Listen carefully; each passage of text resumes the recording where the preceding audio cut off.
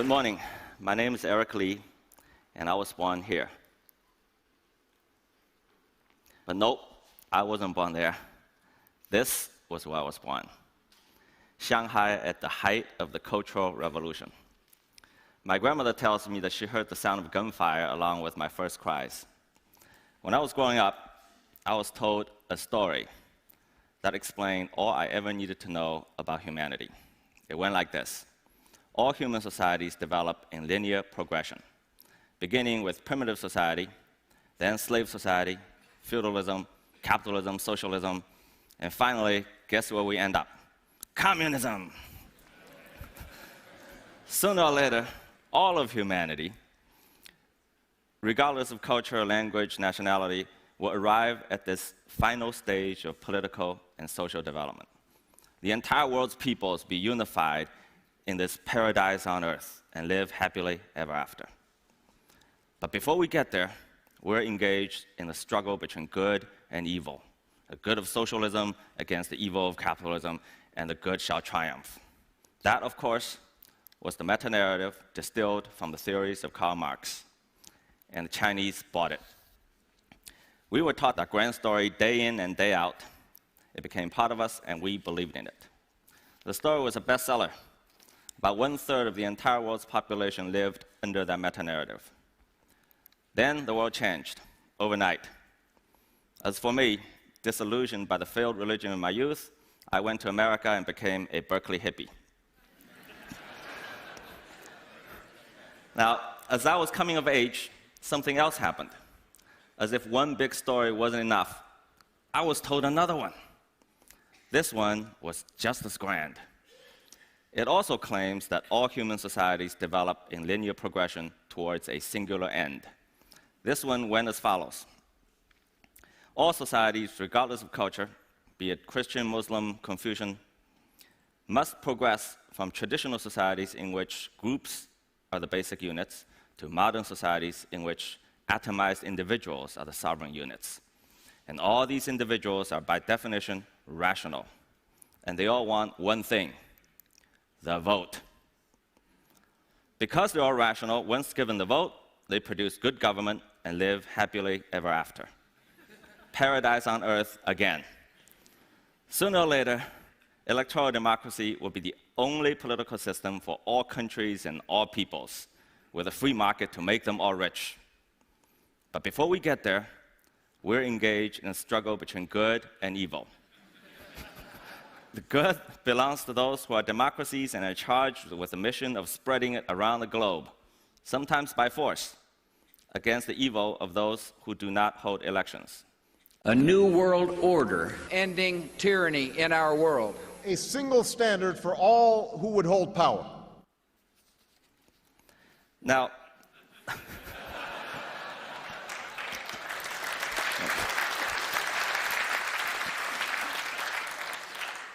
this story also became a bestseller. According to the Freedom House, the number of democracies went from 45 in 1970 to 115 in 2010. In the last 20 years, Western elites tirelessly trotted around the globe selling this prospectus. Multiple parties fight for political power and everyone voting on them as the only path to salvation to the long-suffering developing world. Those who buy the prospectus are destined for success. Those who do not are doomed to fail. But this time, the Chinese didn't buy it. Fool me once. Now, the rest is history.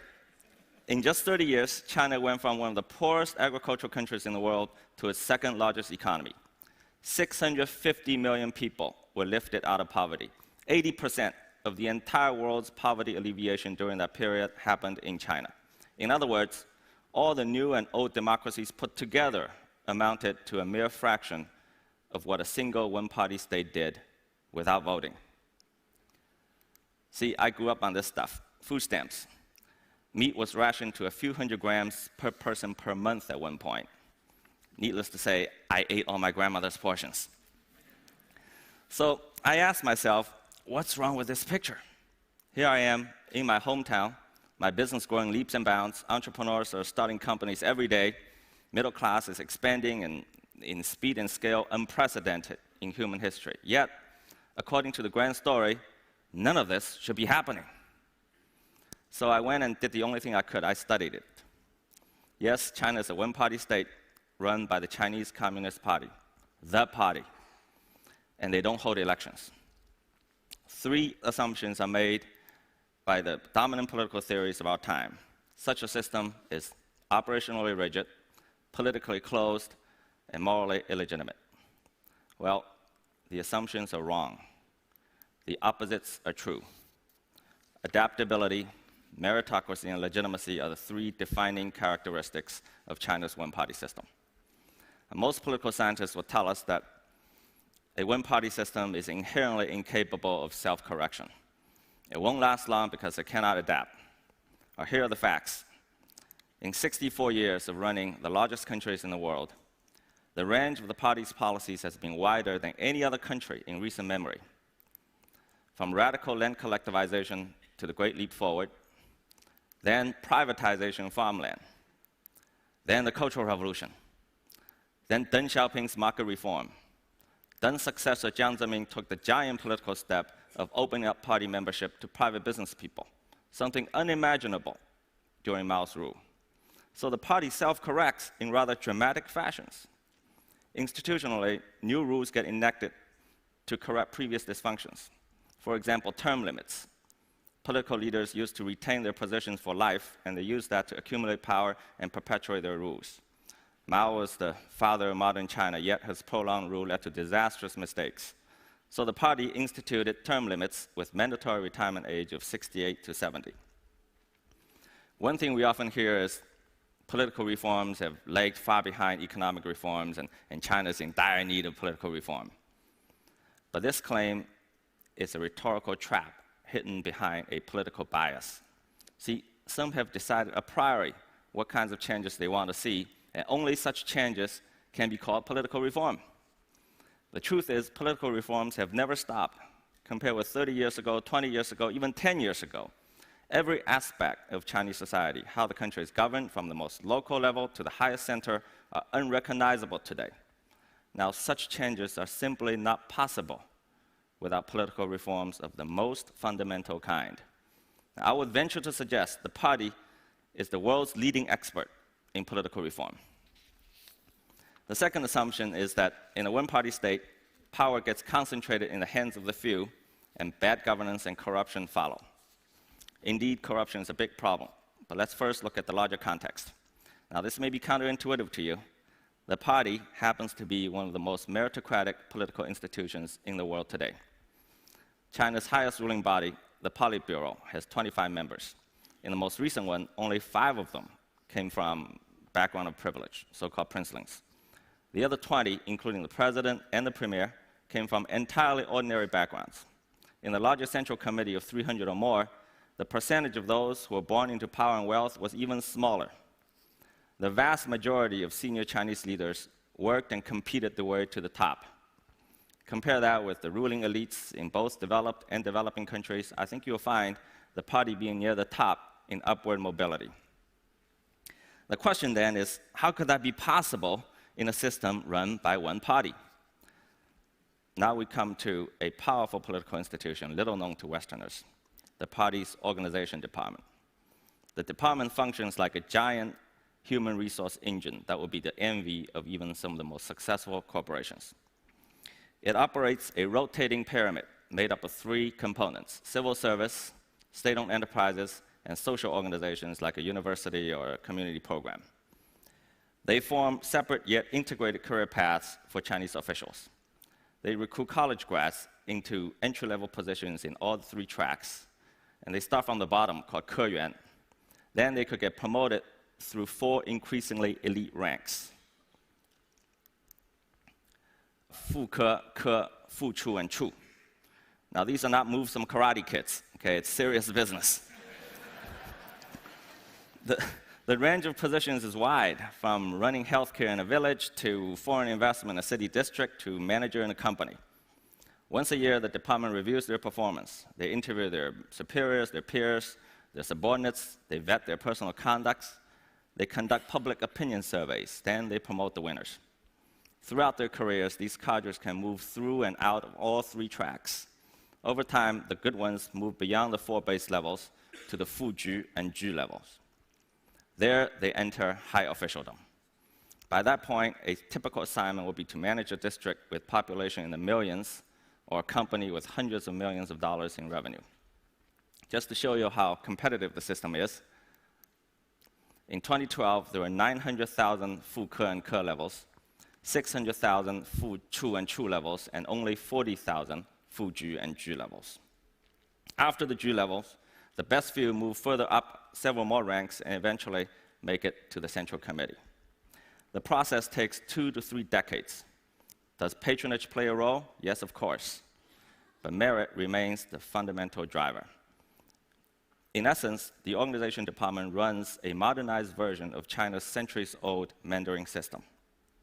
China's new president, Xi Jinping, is son of a former leader, which is very unusual, first of his kind to make the top job.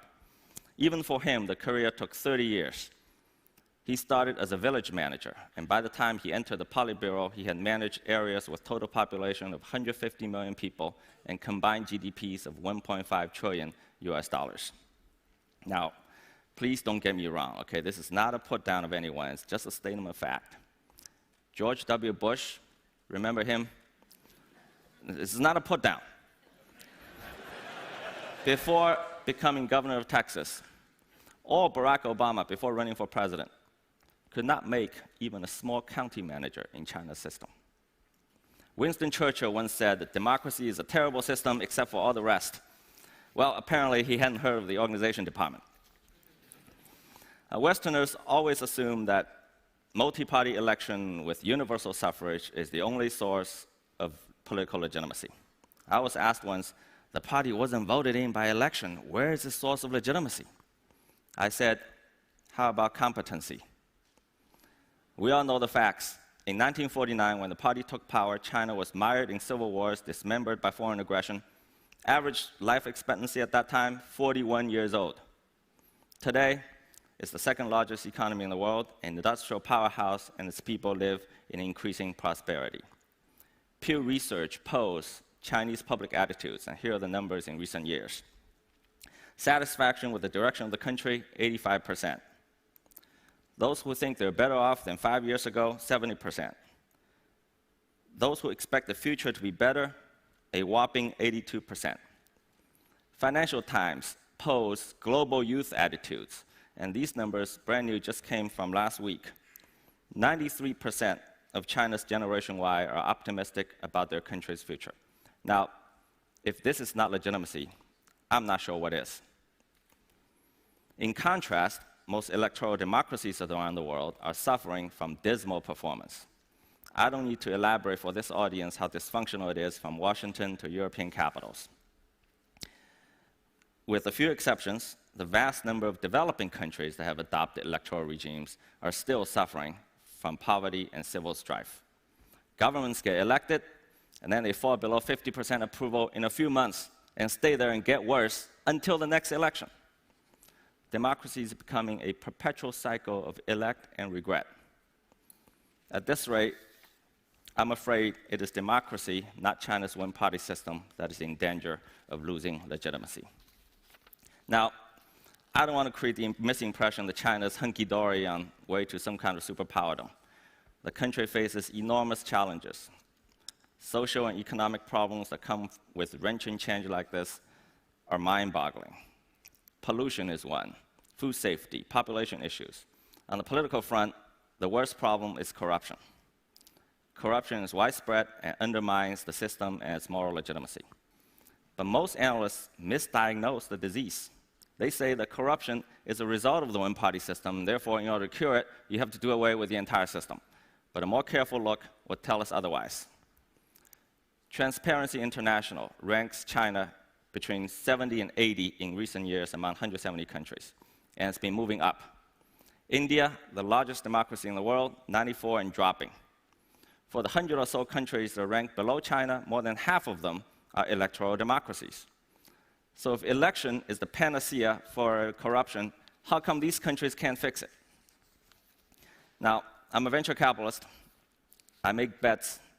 It wouldn't be fair to end this talk without putting myself on the line and making some predictions. So here they are.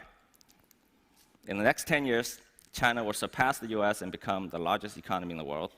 Income per capita will be near the top of all developing countries. Corruption will be curbed, but not eliminated, and China will move up 10 to 20 notches to above 60 in TI ranking. Economic reform will accelerate, political reform will continue, and the one-party system will hold firm. We live in the dusk of an era. Meta-narratives that make universal claims failed us in the 20th century and are failing us in the 21st. Meta-narrative is the cancer that is killing democracy from the inside. I want to clarify something. I'm not here to make an indictment of democracy. On the contrary, I think democracy contributed to the rise of the West and the creation of the modern world. It is the universal claim that many Western elites are making about their political system, the hubris that is at the heart of the West's current ills. If they would spend just a little less time on trying to force their way onto others and a little bit more on political reform at home, they might give their democracy a better chance. China's political model will never supplant electoral democracy because, unlike the latter, it doesn't pretend to be universal. It cannot be exported. But that is the point precisely. The significance of China's example is not that it provides an alternative, but the demonstration that alternatives exist. Let us draw to a close this era of meta-narratives. Communism and democracy may both be laudable ideals, but the era of their dogmatic universalism is over. Let us stop telling people and our children there's only one way to govern ourselves in a singular future towards which all societies must evolve. It is wrong, it is irresponsible, and worst of all, it is boring. Let universality make way for plurality. Perhaps a more interesting age is upon us. Are we brave enough to welcome it? Thank you.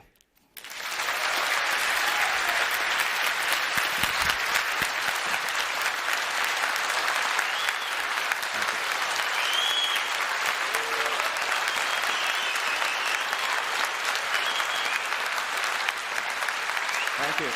Thank you. Thank you. Thanks.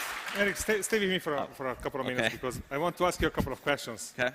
I think many here and in general in Western countries would agree with your statement about analysis of democratic systems becoming dysfunctional, but at the same time, many would kind of find unsettling the thought that there is an unelected authority that without any form of oversight or consultation decides what the national interest is. What is the mechanism in the Chinese model that allows people to say, actually, the national interest as you defined it is wrong? You know, Frank Fukuyama, the political scientist, called the Chinese system responsive authoritarianism. It's not exactly right, but I think it comes close. So I know this, the largest public opinion survey company in China, okay? Do you know who their biggest client is? The Chinese government. Not just from the central government, the city government, provincial government, to the most local neighborhood districts. They conduct surveys all the time. Are you happy with the garbage collection? Are you happy with the general direction of the country? So there is, in China, there's a different kind of mechanism to be responsive to the demands and the thinking of the people. My point is, I think we should get unstuck from the thinking that there's only one political system, election, election, election, that could make it responsive.